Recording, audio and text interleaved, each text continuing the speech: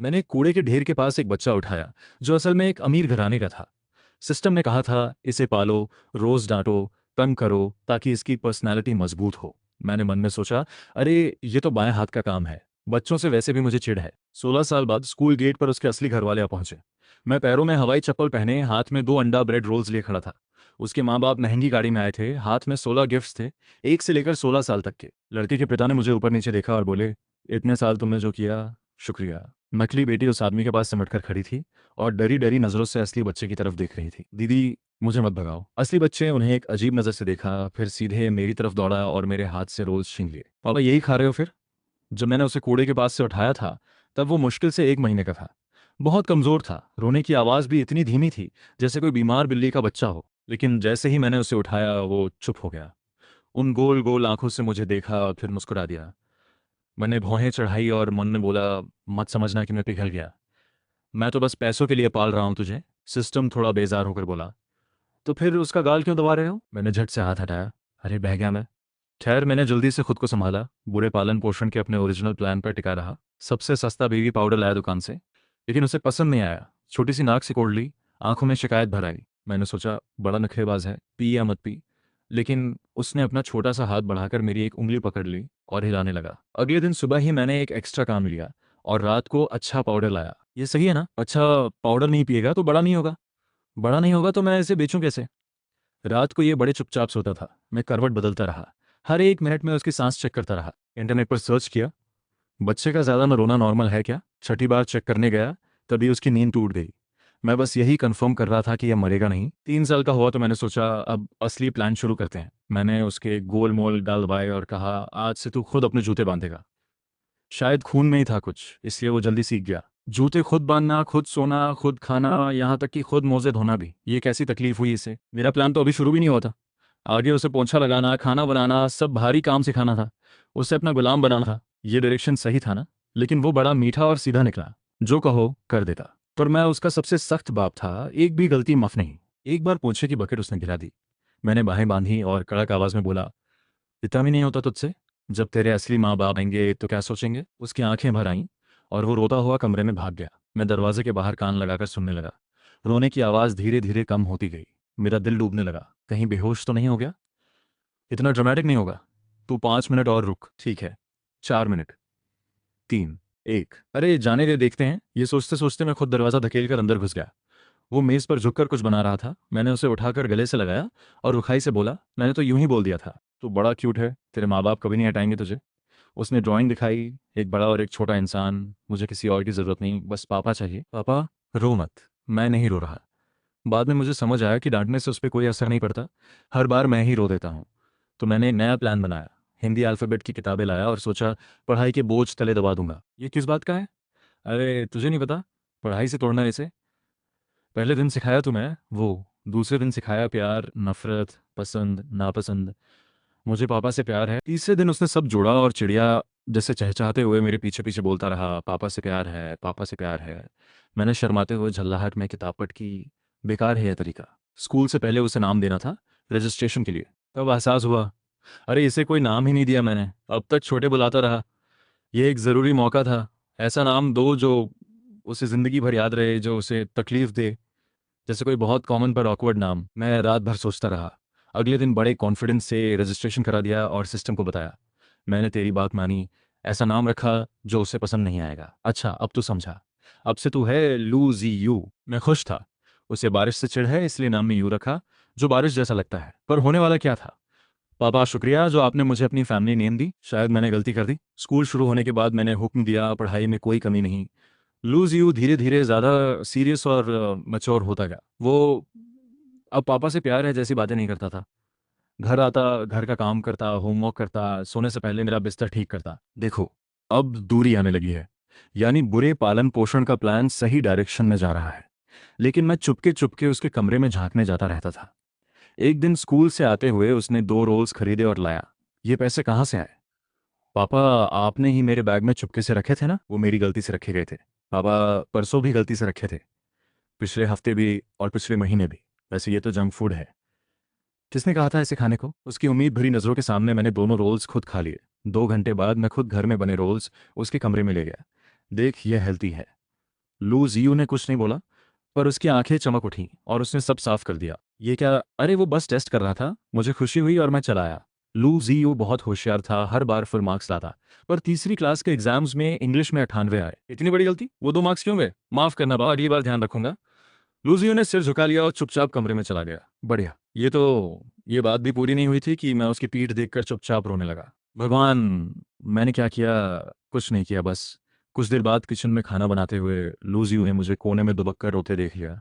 मैं झट से खड़ा हुआ और मुंह पोंछ लिया। पापा, फिर रो रहे हो? मैं नहीं रो रहा, बस धुएं की वजह से आंखें भर आई। पापा, मैं नेक्स्ट टाइम फुल मार्क्स लाऊंगा। तुझे क्या पता? मुझे पता है। पापा मुझसे बहुत प्यार करते हैं। मैं अकड़ते हुए चुपके से उसके कंधे पे हाथ रख लिया। इसे एजुकेट करना था ना तुम्हें? चुप। यह अच्छा बनकर बाद में तोड़ना वाला प्लान है। जब वो मुझ पर पूरा भरोसा करेगा तब मैं उसे हर्ट करूंगा। लेकिन वो मौका बहुत देर तक नहीं आया। एक दिन वो रोता हुआ घर आया। बहुत दिनों बाद उसे रोते देखा था। जियू, क्या हुआ? बताओ मुझे। किसी ने कुछ किया? मैं बेचैन होकर चक्कर लगाने लगा। बहुत मनाने के बाद उसने रोते हुए बताया, कुछ बच्चों ने कहा कि मैं पापा का असली बच्चा नहीं हूँ। बस इतनी सी बात। मैंने राहत की सांस ली। हाँ, सच तो है, मैंने तुझे कूड़े के पास से उठाया था। सच में? हाँ, बिल्कुल। मैं बिना रुके बोल गया। मैं उसे ये बात अक्सर मजाक में कह देता था, पर आज पता चला ये सच था। उसने होंठ दबाए, आंखें भर आईं। फिर बोला, तो क्या हुआ? मैंने उससे पूछा, मैं तेरे साथ अच्छा हूँ या नहीं? हाँ। तो क्या मैंने तुझे इतने साल पाला या नहीं? हाँ। तो असली या नकली होने से अब क्या फ़र्क पड़ता है? लूजी यू ने ज़ोर से सोचा, फिर बोला, कोई नहीं, बस हो गया ना। ये वैसे एक बड़ा मुश्किल सवाल था जो असली बच्चे को तोड़ सकता था। छोड़ो, मेरा अपना स्टाइल है। अगले दिन स्कूल में उन बच्चों ने फिर मजाक किया। तो क्या लियू श्याओ, तेरे कपड़े हमेशा गंदे रहते हैं। तेरे माँ बाप ने धुलाई भी नहीं सिखाई। शायद उन्हें तुझसे प्यार नहीं। जो दबाओ। तू हर बार क्लास में लास्ट आता है, तेरे माँ बाप ने कभी पूछा भी नहीं। शायद उन्हें कोई उम्मीद नहीं तुझसे। सोंग याओजू, तू रोज जंक फूड खाता है। तेरे माँ बाप ने रोका नहीं, शायद तेरी सेहत की उन्हें परवाह नहीं। तीनों एक दूसरे का मुंह देखने लगे। खैर, तुम उसे कुछ भी कहो, मुझे पापा का प्यार मिलता है, मुझे डर किस बात का। और हम दोनों की जिंदगी यूं ही आगे बढ़ती रही। उसने बढ़िया मार्क्स से सिटी के बेस्ट मिडिल और हाई स्कूल में एडमिशन लिया। मैं खुशी खुशी उसे स्कूल के पास किराए के घर में ले गया। जब उसे पता चला कि किराया बहुत ज़्यादा है तो उसने खुद ट्यूटरिंग का काम करने की जिद की। मैं घबरा गया। नहीं होगा यार। क्यों नहीं? ट्यूटरिंग से पढ़ाई पर असर पड़ेगा। अच्छे कॉलेज में नहीं जाएगा तो पैसे कैसे कमाएगा और मुझे कैसे रखेगा? अरे, ये तो सही बात है। मैंने रात की सांस ली, पर डर था कि कहीं सच में स्कूल छोड़कर काम न करने लगे। कुछ और साल पाल सकता हूं मैं, टेंशन मत ले, ये लॉन्ग टर्म इन्वेस्टमेंट है। लूजी यूं हंसा। शुक्रिया पापा। मैंने नया बैग उसकी तरफ फेंका। रास्ते में मिला था। पापा, पुराना बैग अभी भी काम आता। जो कहा वो सुन, बहस मत कर। लूजी यूं मुस्कुराते हुए बैग लेकर स्कूल जाने लगा और जाते जाते बोला, पापा, रोल्स खाने का मन है। ठीक है। उसी शाम मैं रोल्स लेकर स्कूल गेट पर जल्दी पहुंच गया। तभी एक बहुत महंगी सी गाड़ी रुकी। सब लोग देखने लगे। उसमें से 4 लोग उतरे। आगे वाले कपल बहुत अच्छे से तैयार थे, पूरे जेवर पहने हुए। पीछे 2 बच्चे भाई बहन लग रहे थे। बहन भाई की बाँ पकड़े डरी हुई खड़ी थी। भाई का रवैया ऐसा था जैसे हम जैसे लोगों के साथ खड़ा होना उसकी शान के खिलाफ हो। बहुत दिनों से बंद सिस्टम अचानक एक्टिव हुआ। असली घर वाले शू फैमिली आ गए। मैं वहीं रुक गया। सिस्टम ने बताया था कि 16 साल बाद असली माँ बाप आएंगे, पर इतनी जल्दी ये नहीं सोचा था। मैं आगे जाने लगा, पर रुक गया। खुद को देखा, पैरों में चप्पल, 30 रुपए की टी शर्ट, बाल थोड़े उलझे, हाथ में 2 रोल्स। इनके सामने मैं कितना अलग लग रहा था। मैंने होठ दबाया और पीछे हट गया। 2 मिनट बाद स्कूल छूटा। लूजियो बाहर आई। बालों में नीट पोनीटेल, यूनिफॉर्म में एक कटी हुई स्लीव थी जिसमें से मजबूत बांह दिख रही थी। कुछ अच्छी खबर थी शायद। आंखें चमक रही थी। वो मुझे ढूंढ रही थी, उसे पता था मैं जरूर आऊंगा। लेकिन मैं भीड़ में पीछे छुप गया। लू जियू के ढूंढने से पहले ही शू फैमिली ने उसे पहचान लिया। लगता था पहले से इन्वेस्टिगेट किया था। शू फैमिली की माँ आगे आई, आंखें भरी हुई थी। क्या तुम वही हो? माफ करना आंटी, आप किसी और को समझ रहे हैं। शू फैमिली के पिता भी आ गए। ऊपर नीचे देखते हुए बोले, मैं शू ग्रुप का शू जिमिंग हूँ। तुम्हारा असली नाम शू आन आन है। तुम हमारी बेटी हो। हम आज लेने आए हैं तुम्हें। आसपास लोग देखने लगे। लू जियो ने गहरी सांस ली और असहज होकर एक कदम पीछे हटी। ये कोई हिडन कैमरा शो है क्या? मुझे घर जाकर पापा के लिए खाना बनाना है, कोई और ढूंढो। शू फैमिली की माँ ने घबराकर सांस ली, जैसे कुछ डरावना सुना। तुम खाना भी खुद बनाती हो? मेरी बच्ची कितनी तकलीफ उठाती रही। लूजी यू जो अब तक पोलाइटली बात कर रही थी, उसका चेहरा बदल गया। अभी कुछ कहती कि वो छोटी सी नकली प्रिंसेस जैसी लड़की आगे आ गई। आंसू पोंछते हुए, हिचकियां लेते हुए उसने लूजी यू के सामने झुककर माफी मांगी। इतने साल तुम्हारी जगह में रही, माफ करना। माँ पापा ने मुझे बहुत प्यार दिया, मैं उन्हें छोड़ना नहीं चाहती। क्या तुम मुझे नहीं हटाओगी? बस तुम वापस चली जाओ, मैं यहीं रहूंगी। शू फैमिली की जो भी बेटी है, पहली मुलाकात में इस तरह पब्लिक में सबके सामने नकली बच्ची से रुलवाना, इन्हें लूज आयु का जरा भी ख्याल नहीं था। सिस्टम ने मेरी हलचल देखकर कहा, रुको, वापस जाओ, पैसे मिलेंगे तुम्हें। मैंने मुट्ठी भींची और खुद को रोका। तभी एक और आवाज आई, मिंगजू, इतना नीचे मत झुको। भाई ने उसे संभाला और लू ज़ियू के सामने आकर खड़ा हो गया। क्या इसी तरह परिवार के साथ बात करते हो? लगा वो ऊपर से दबाएगा लू ज़ियू को, लेकिन लू ज़ियू की हाइट भी उस लड़के जितनी थी। इन सालों में खाना पीना इतना अच्छा था कि वो बराबर खड़ी थी। वो लड़का बस एटीट्यूड से दबाने की कोशिश कर रहा था। लू ज़ियू से अब सहा नहीं गया। उसने गहरी सांस ली और जोर से पास वाले सिक्योरिटी अंकल को बुलाया। सिक्योरिटी अंकल, ये लोग मुझे परेशान कर रहे हैं। लूजियो का सबके साथ रिश्ता बहुत अच्छा था। Teachers, classmates, canteen aunties, security uncle सभी उसे पसंद करते थे। उसकी एक आवाज पर सिक्योरिटी अंकल तुरंत डंडा उठाकर आ गए। हटो, हटो, हटो। खुशहाल घर में रहने वाले शू परिवार को इस तरह का बर्ताव कभी नहीं मिला था। वो लोग हकलाते हुए सफाई देने लगे और पीछे हटने लगे। लू जियू मौके का फायदा उठाकर उनके बीच से निकल गया। उसने भीड़ में नजरें दौड़ाई, मुझे ढूंढ लिया और एक चहकती चिड़िया की तरह उछलता कूदता मेरी तरफ दौड़ा। मेरे हाथ में खाना देखकर बोला, पापा, आप फिर से जंक फूड खा रहे हो?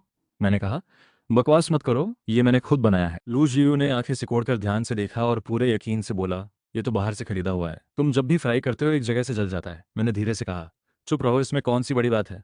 जंक फूड ही सही, तुम्हारे लिए लाया तो हूँ। उसने कहा, थैंक यू पापा।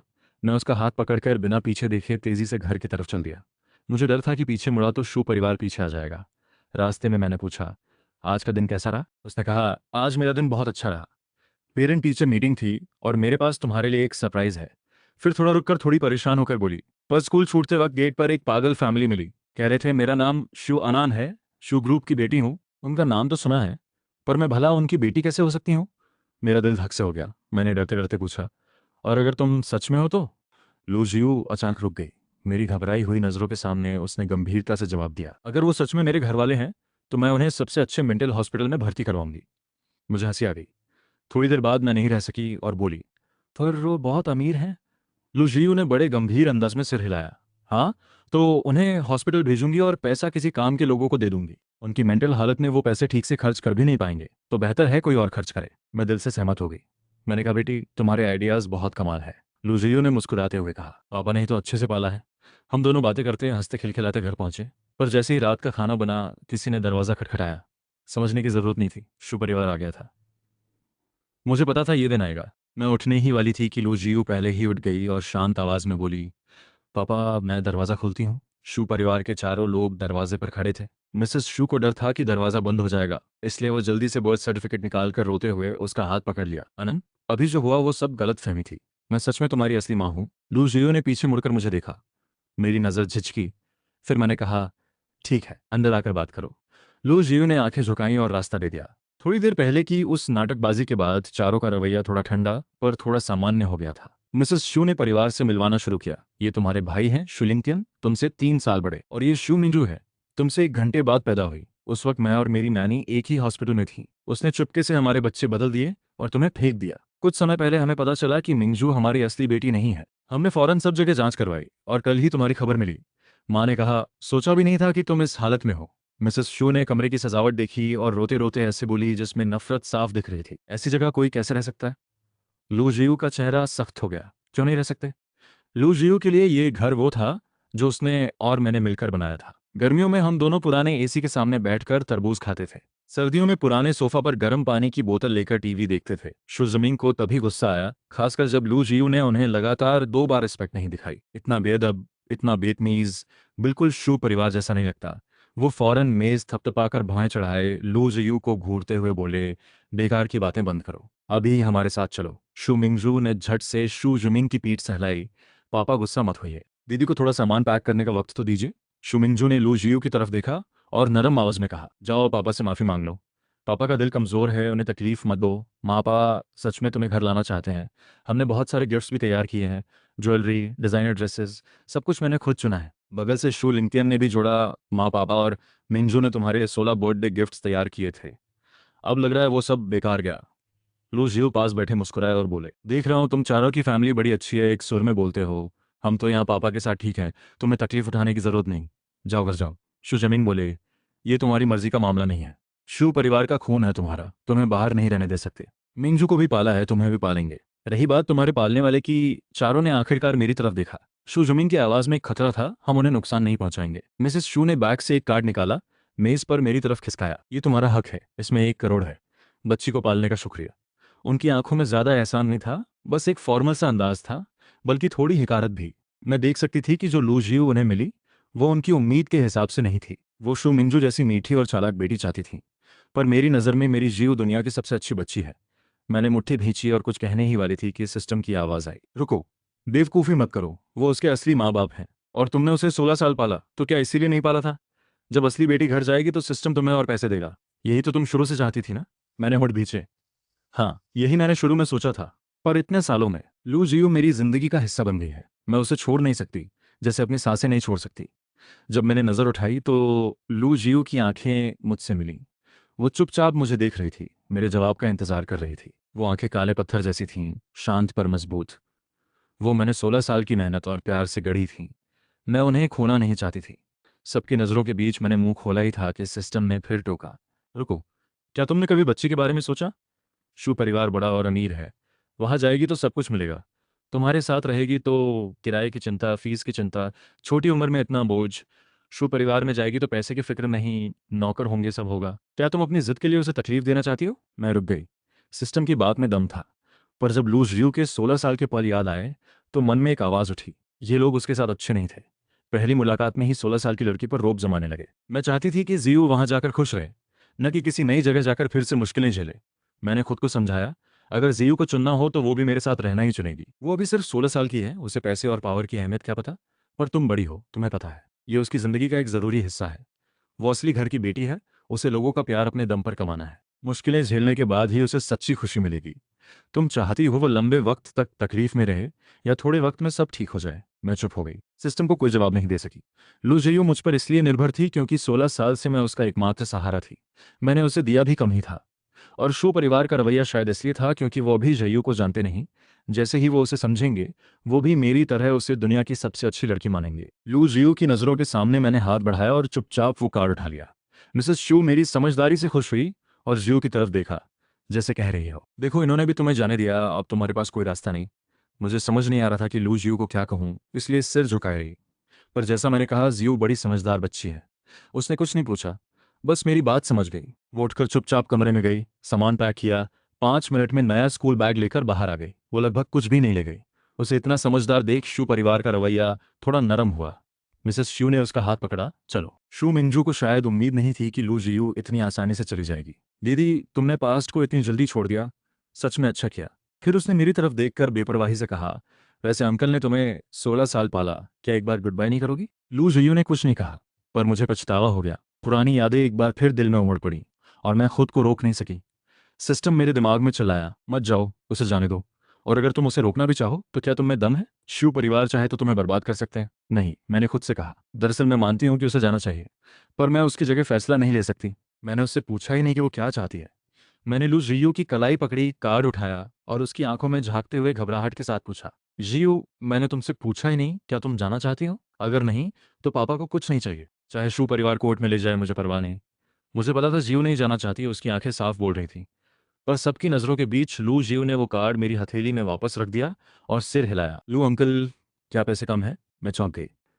लू जियो ने झुककर मेरा हाथ देखा, उसे नहीं हटाया, बस फिर से पूछा, क्या पैसे कम है? फिर मिसेस शू की तरफ देखकर बोली, माँ, लू अंकल ने इन सालों में मेरा सच में बहुत ख्याल रखा है। मिसेस शू ने झट से मुस्कुराते हुए एक और कार्ड निकाला और आगे किया, माफ़ करना, मेरी तरफ से कमी रह गई, ये लो 50 लाख। और मैंने कुछ नहीं कहा, पर दिल धीरे धीरे ठंडा पड़ने लगा। हाँ, मैंने उसे इतनी आसानी से जाने दिया था। अब ये नाटक, इसका मतलब तो पैसे कम लगे, और क्या हो सकता है? जब मैंने कोई रिएक्शन नहीं दिखाया, जियू ने वो कार्ड भी मेरे हाथ में रख दिया। मैंने धीरे से हाथ छोड़ दिया और एक मुस्कान बनाकर बोली, जियू, आगे हमेशा खुश रहना। बात पूरी होने से पहले ही लू जियू मुड़कर बाहर चली गई। मैं दौड़कर बालकनी पर गई और देखती रही कि वो कार में बैठ गई। फिर मैं कमरे में वापस आई और फूट फूट कर रोने लगी। पूरे 1 घंटे रोती रही। तब सिस्टम ने हिम्मत करके कहा, रुको, रोना बंद करो, तुमने अपना काम पूरा किया। थोड़ी देर में 1 करोड़ और मिलेगा, आगे तुम खुद अपनी जिंदगी बनाओ। मैंने रोते हुए कहा, बंद करो तुम, तुम्हें जरा भी फीलिंग्स नहीं है? उसे तुमने भी बड़ा होते देखा है। सिस्टम थोड़ी देर चुप रहा, फिर जैसे कुछ सोच कर बोला, अगर तुम जियू को बहुत मिस करो तो मैं तुम्हारा रिवॉर्ड बदल सकता हूँ। तुम्हें एक मिरर दे सकता हूँ जिससे तुम जब चाहो उसे देख सको। मेरा रोना वहीं रुक गया। मैं एकदम उठकर बैठ गई। तो अभी दिखाओ। मिरर में दिखा, कार में एक शांत फैमिली बैठी थी। लू, अंकल ने तुम्हें जियो बुलाया ना? मुझे लगता है अनान ज़्यादा अच्छा नाम है, पर अगर तुम्हें अजीब लगे तो पहले जी भी बुला सकते हैं। उसने कहा, नहीं, मुझे अनान ही पसंद है। मिसेस शू बहुत खुश हुई। पास खड़ी शू मिंजू ने होंठ दबाए, फिर मुस्कुराते हुए बोली, दीदी ने लू अंकल की असलियत समझ ली, तभी इतनी आसानी से चली आई। वैसे दीदी की हिम्मत की दाद देनी होगी, कितनी जल्दी छोड़ दिया। काश मुझ में भी ऐसी हिम्मत होती। लू जियो की शांत नजर उस पर टिक गई। शू मिंजू थोड़ी घबराई, पर फैमिली के सामने मुस्कान बनाए रखी। तब लू जियो ने नरम आवाज में कहा, हाँ, मैंने लू अंकल की असलियत देखी और माँ पापा की नीयत भी समझ आई। तुम भी वैसी ही हो ना? मिंजू ने अटकते हुए पूछा। मतलब? लू जियो ने धीरे से समझाया, तुम नानी की बेटी हो ना, और अभी भी हमारे घर में हो। जरूर तुमने भी अपनी माँ की बुराई देखकर यहाँ रहना चुना जब माँ ने तुम्हें रखा। बस फर्क इतना है कि तुमने अपनी असली माँ को छोड़ा और मैंने अपनी असली माँ के पास आना चुना। लू जियो हल्के से मिसेस शू के कंधे पर टिकी, चमकती आंखों से शू मिंजू को देखती रही। तो तुम मुझसे भी ज्यादा हिम्मत वाली हो। मैं वो सीन देखकर रोते रोते मुस्कुरा दी। सिस्टम बोला, वो तुम्हें बुरा कह रही है और तुम हंस रही हो। मैंने आंसू पोंछे और गर्व से कहा, कोई बात नहीं, जब तक जीव ठीक है, मुझे बुरा कहे तो क्या। उस दिन से जब भी वक्त मिलता मैं मिरर खोल कर बैठ जाती। पहले पहले मुझे डर था कि जीव हाँ खुद को अकेला पाएगी, सब उसे दबाएंगे, पर धीरे धीरे वो डर जाता रहा। पहले हफ्ते शू मिंजू ने मिसेस शू से रोकर कहा कि जियो ने कुछ चुराया। जियो ने बिना कुछ बोले अपने कमरे की सिक्योरिटी कैमरा की फुटेज निकाली और साबित हो गया कि शू मिंजू ने खुद झूठ बोला था। एक महीने बाद शू लिंगटियान ने शू जमिंग से शिकायत की कि जियो ने उसके जरूरी डॉक्यूमेंट्स हाथ लगाए। जियो ने चुपचाप अपना शेड्यूल दिखाया जिसमें हर दिन पापा के साथ काम का डिटेल था। शू लिंगटियान को शू जमिंग ने खूब डांटा। इन सब घटनाओं के बाद दोनों जियो से बहुत खुश रहने लगे। मिसेस शू ने उसका हाथ थामकर दिल से कहा, दोनों बच्चे बिगड़े हुए हैं पर तुम कितनी समझदार हो। इस वक्त तुमने बहुत मेहनत की। जियो ने प्यार से सिर हिलाया और बोली, कोई बात नहीं, हम सब एक फैमिली हैं। बस चाहती हूँ कि ऐसी बातें न हों जो दिल दुखाएं। मिसेस शू थोड़ी रुकी। एक सुबह खाने के वक्त शू लिंकन और शू मिंजू ने मिलकर शिकायत की कि जियो ने मिंजू का बैग छूने पर उसे ठंडे लहजे में कमरे से बाहर कर दिया। इससे साफ था कि जियो दिल से रहना नहीं चाहती। दोनों को शक तो हुआ, पर जियो ने धीरे से कहा, मुझे लगता है किसी की नीयत उसकी बातों से नहीं, उसके कामों से पता चलती है। दोनों उसे थोड़ी देर देखते रहे। शू जिमिंग ने अचानक पूछा, ये बात उस लू वाले ने सिखाई? जियो ने बिना झिझके सिर हिलाया और साफ बोली, हाँ, लू अंकल पैसों के मामले में थोड़े लालची थे, पर उन्होंने मुझे बहुत कुछ सिखाया। इसी वजह से मैं आपकी अच्छी बेटी बन पाई हूँ। मैं पास छोड़ चुकी हूँ, उम्मीद है भाई और बहन भी जल्दी छोड़े। दोनों ने एक दूसरे को देखा, आंखों में हैरानी और तारीफ थी। उस तरफ मैं भी चुपचाप रो रही थी। क्या तुम उसकी उस बात से दुखी हो? मैंने सिर हिलाया, अब सिस्टम को समझाने की कोशिश नहीं की। आगे के दिनों में जियो धीरे धीरे शू जिमिंग की पसंदीदा बनती गई। वो बहुत जल्दी सीखती थी, कंपनी हो या लोगों से मिलना जुलना, हर काम में कोई कमी नहीं छोड़ती थी। यहाँ तक कि शू लिंगटियन जो प्रोजेक्ट्स नहीं संभाल पाता था, वो भी जियो आसानी से हैंडल कर लेती थी। शू परिवार में उसका रुतबा बढ़ता ही गया। फिर एक महीने बाद मिसेस शू अचानक बीमार पड़ गईं। उन्हें ब्लड की जरूरत थी। जियो का रेयर ब्लड ग्रुप था। उसने बिना सोचे ब्लड देने का फैसला किया। मैं यहाँ तड़पती रही, रो रोकर बहुत सारे हेल्थ सप्लीमेंट्स खरीदे, पर कोई बहाना नहीं सूझा कि भेजूं कैसे। मैं सोच ही रही थी कि हॉस्पिटल के कमरे में एक नाटक शुरू हो गया। हुआ ये कि शू लिंगटियन ने एक बड़ी डील बर्बाद कर दी। वो कमरे में आया तो शू जुमिंग ने सीधे उसे बेकार कह दिया। बोले, मैंने इतने साल हाथ पकड़कर सिखाया, फिर भी तुम अनान से पीछे हो जो अभी अभी अभी आई है। जियो ने हाथ हिलाते हुए समझाने की कोशिश की, पापा गुस्सा मत हुई, भाई से नहीं होता तो मैं देख लूंगी। ये बात आग में घी बन गई। शू लिंगटियन भड़क गया, तुम खुद को क्या समझती हो? तुम तो बस एक ब्लड बैंक हो। माँ बीमार ना पड़ती तो हम तुम्हें लेने भी ना आते। ये सुनते ही सब चुप हो गए। शू जिमिंग और मिसेस शू घबराकर जियो की तरफ देखने लगे। शिव ने धीरे से सिर झुकाया और सबके सामने हल्के से रोने लगी। मिसेस शू ने झट से उसका हाथ थाम लिया और घबराहट में सफाई देने लगी, उसकी बात मत सुनो, माँ तुम्हें ब्लड बैंक नहीं मानती। मुझे खुद नहीं पता था कि बीमार पड़ूंगी। मिसेस शू और सफाई देना चाहती थी, पर जब जियो की आंखों में देखा जो सब जानती थी पर टूटी हुई थी, तो वो रुक गई। पर अगले पल जो हुआ उसकी किसी को उम्मीद नहीं थी। जियो ने मिसेस शू का हाथ पकड़ा और उनकी हथेली खोली। उसमें एक छोटा सा प्रोटेक्शन चार्म था। उसने धीमी पर भारी आवाज में कहा, ये मैंने कल रात भगवान के सामने बैठकर पूरे दिन रात हाथ से बनाया। माँ, आपको झूठ बोलने की जरूरत नहीं। चाहे आप मुझे ब्लड बैंक ही क्यों ना समझें, मैं आपको ब्लड दूंगी, क्योंकि आप मेरी माँ हैं। मिसेस शू रुक गई, फिर अचानक जियो को कसकर गले लगाकर खूब रोई। पास खड़े शू जुमिंग भी अंदर तक हिल गए। वो पलट गए और चुपके से आंखें पोंछी। मैं उधर ये सब देखकर बस देखती रह गई। सिस्टम ने पूछा, इस बार तो इतना टचिंग था, तुम रोई क्यों नहीं? मैंने आंखें मली और बोली, रो नहीं सकती, क्योंकि मिसेस शू के हाथ में जो चार्म था वो मैं पहचानती हूँ। 2 साल पहले मैंने और जियो ने ऑनलाइन 9.9 रुपए के 10 चार्म्स मंगाए थे, फ्री डिलीवरी भी थी। उस घटना के बाद शू परिवार में जियो का रुतबा और बढ़ गया। मिसेस शू को उस पर पूरा भरोसा और प्यार था। शू जुमिंग ने भी शू लिंकन की बजाय जियू पर ध्यान देना शुरू किया। जियू को शू परिवार में खुश देखकर मेरा मन थोड़ा हल्का हुआ, पर घर में उसकी खाली जगह देखकर कभी कभी उदासी आ जाती थी। जल्दी ही सेमेस्टर खत्म हुआ। टीचर का पेरेंट मीटिंग का मैसेज आया तो मुझे याद आया, उस दिन जब शू परिवार आया था, जियू ने कहा था कि पेरेंट मीटिंग में एक सरप्राइज है। मैं हिम्मत करके स्कूल गई। क्लास टीचर ने मुझे एक टाइम कैप्सूल दिया। जब स्कूल शुरू हुआ था तब हर स्टूडेंट ने एक लिख कर रखा था। मैंने खोला, अंदर जियू का हाथ से लिखा एक खत था। पहली लाइन थी, पापा मेरे पास एक सीक्रेट है। दरअसल मुझे आपका सीक्रेट पता है। पिछले कुछ सालों में मैंने आपको एक और आवाज़ से बात करते सुना है। मैं आपको बताना नहीं चाहती थी, क्योंकि वो आवाज़ अंदर ही अंदर मेरी तारीफ करती रहती थी और मुझे अच्छा लगता था। मुझे इससे भी फर्क नहीं पड़ता कि मेरी असल पहचान क्या है। बस इतना जानती हूँ कि पापा मुझे छोड़ेंगे नहीं, यही काफ़ी है। पर हाल में मैंने देखा कि कोई मेरा पीछा कर रहा है। मुझे लगा मैं पापा के पास ज़्यादा देर नहीं रह सकती। पर पापा भरोसा रखना, मैं वापस आऊंगी। जैसे उस दिन आप मुझे ढूंढ कर लाए थे। मैं बिल्कुल रुक गई। उसे मेरे बारे में पता था और ये स्टोरी अभी भी चल रही थी। क्यों? जवाब जल्दी मिल गया। टीवी पर न्यूज़ आई, शू परिवार आर्थिक संकट में है, पर उनकी 16 साल की बेटी ने सब संभाल लिया। उस पर मुझे और सिस्टम दोनों को समझ आया, जियो ने जानबूझकर यह किया था। वो गई थी इसलिए नहीं कि मजबूर थी, बल्कि इसलिए गई थी ताकि बाद में कोई उसे रोक ना सके। तभी मेरा फ़ोन बजा। पापा, मैं घर आना चाहती हूँ, क्या आप लेने आएंगे? मैं इलेक्ट्रिक स्कूटर उठाकर भागी। रास्ते भर रोती भी रही, हंसती भी रही। सिस्टम ने रोका नहीं, बल्कि सारी ग्रीन लाइट्स वाला रास्ता दिखाता रहा। दूर से दिखा, जियो अपना सूटकेस लेकर सड़क पर खड़ी थी। पास में मिसेस शू और शू जिमिंग उसे रोक रहे थे। अनान, तुम चली गई तो शू परिवार का क्या होगा? शू जिमिंग की आंखों के नीचे काले घेरे थे। उन्हें अब सब पता था कि ये सब जियो का प्लान था, पर अब वो कुछ नहीं कर सकते थे। बस नरमी से रिक्वेस्ट कर रहे थे कि बिजनेस बर्बाद ना हो। मिसेस शू कांपते हाथों से उसे पकड़कर बोली, अनान, ब्लड की जरूरत नहीं, बस माँ के साथ रह जाओ। शू लिंकन और शू मिंगजू पास खड़े थे। चेहरे पर रंग आता जाता था। जियो ने मुझे देखा और उसकी आंखें चमक उठी। मैं भीड़ में से निकली, उसका हाथ थामा और चल दी। शू जुमिंग चिल्लाए, रुको। मिसेस शू कांपती आवाज में बोली, वो मेरी बेटी है, तुम उसे नहीं ले जा सकते। मैं रुकी, पीछे मुड़ी और बोली, आपकी बेटी है तो बताइए वो कहाँ मिली थी? मिसेस शू ने मुझे घूर कर कहा, पहले हॉस्पिटल के पीछे की गली में, कूड़ेदान के पास। मैंने पूछा, रिसाइक्लेबल वाला था या नॉन रिसाइक्लेबल? मिसेस शू चौंकी, फिर बिना सोचे बोली, शायद रिसाइक्लेबल। मैंने कहा, गलत, नॉन रिसाइक्लेबल था। मिसेस शू ने जल्दी से सुधारा, हाँ हाँ, नॉन रिसाइक्लेबल, मुझे गलती हो गई। मैंने सिर हिलाया और बोला, अच्छा है, नॉन रिसाइक्लेबल याद रह गया। 16 साल पहले मुझे उसी कूड़ेदान के पास एक हीरा मिला था। बहुत कमज़ोर था, रो भी नहीं पा रहा था। हॉस्पिटल में डॉक्टर ने कहा, इसे रेयर बीमारी है, बचने के चांसेस कम है। पर मैंने उसे बचा लिया। वो हीरा निखरा, चमका, और अब सबको दिखता है। यहाँ तक कि जिसने उसे फेंका था वो भी ढूंढता आया। पर मैं हमेशा जानती थी ये हीरा किसी का नहीं है। चाहे मैंने ही उसे बचाया हो, फिर भी मैं उसे किसी लॉकेट में जड़ने वाली नहीं थी। उसे आज़ाद होकर चमकना चाहिए। मैं और जीव घर वापस आए। वो छोटा सा घर मैंने खरीद लिया था। लिविंग रूम का आवाज़ करने वाला पुराना वुडन फ्लोर बदलवा दिया, दीवारें नई रंगवाई। पर जियो का कमरा मैंने नहीं छुआ, जैसे वो गई थी बिल्कुल वैसा ही रखा। क्या तुम सच में मेरी और सिस्टम की बातें सुन सकती थी? जियो ने सिर हिलाया। मेरे चेहरे पर शर्म आ गई। तो मेरी हर दिन की अंदर की बातें सुन ली? जियो हंसी और बोली, पिछले कुछ सालों से सुनाई देता था। पापा जब ज़्यादा इमोशनल होते तो साफ सुनाई देता था। उस दिन जब शू परिवार लेने आया था, आपकी हर उलझन मुझे सुनाई दी। उस दिन तो सिस्टम लगभग मुझे कन्विंस कर ही चुका था। सिस्टम की बातों में दम था, पर एक बात गलत थी। सिस्टम ने कहा था कि मैं 16 साल की हूँ, इसलिए पैसे और पावर की अहमियत नहीं जानती। पर मैं जानती थी, और इसीलिए मैंने उन्हें पापा और मेरे बीच आने नहीं दिया। मैंने जियो को कसकर गले लगा लिया। मेरी बेटी मेरी सोच से कहीं बेहतर थी।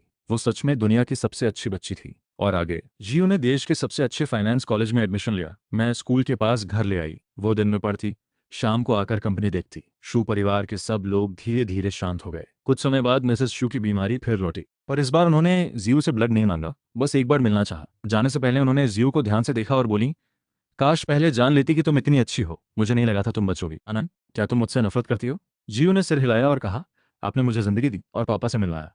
मिसेस शू थोड़ी रुकी, फिर राहत से मुस्कुराई और बोली, जियो नाम तुम पर सच में सूट करता है। जियो ने ग्रेजुएशन के बाद शू ग्रुप को आगे बढ़ाया, पर कंपनी सबसे ऊंचाई पर थी तब उसने आधे शेयर्स डोनेट कर दिए। हंसकर मुझसे बोली, हम दोनों इतना सब खर्च कर भी नहीं पाएंगे, तो बेहतर है कोई और खर्च करे। जब वक्त मिलता हम दुनिया घूमते, जब काम होता वो ऑफिस में रहती और मैं नीचे स्टॉल लगाकर 2 रुपए एक फ्राइड स्नैक्स बेचती। हर रोज एक उसके लिए रखती।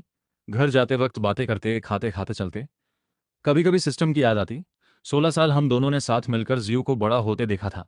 पर जियो के घर लौटने के बाद सिस्टम गायब हो गया। कुछ साल बाद सिस्टम अचानक मेरे सपने में आया। बोला, सुनो, इस कार्ड में थोड़े पैसे डाल दो। मैंने हैरान होकर पूछा, क्या फ्रॉड करने लगे? बोला, सब तुम दोनों का किया धरा है। तुमने और जीयू ने मिलकर मेरा सिस्टम कोड बदल दिया, मुझसे कंट्रोल नहीं रहा और मैं एक ऑर्फनेज के डायरेक्टर से बाइंड हो गया। अब उनके पास पैसे नहीं हैं और बच्चे भूखे हैं। मैंने मुस्कुराकर पूछा, हमने तुम्हें कैसे बदला? सिस्टम बुदबुदाया, फिर आखिरकार अपने रूल्स बता दिए। बोला, एक नया रूल अचानक आ गया था। एक, यूजर को स्टोरी के हिसाब से आगे बढ़ाना है। दो, स्टोरी से बाहर कोई काम नहीं करना। और जब प्यार आ जाए तो ये दोनों रूल्स काम नहीं करते, क्योंकि प्यार सबसे ऊपर है।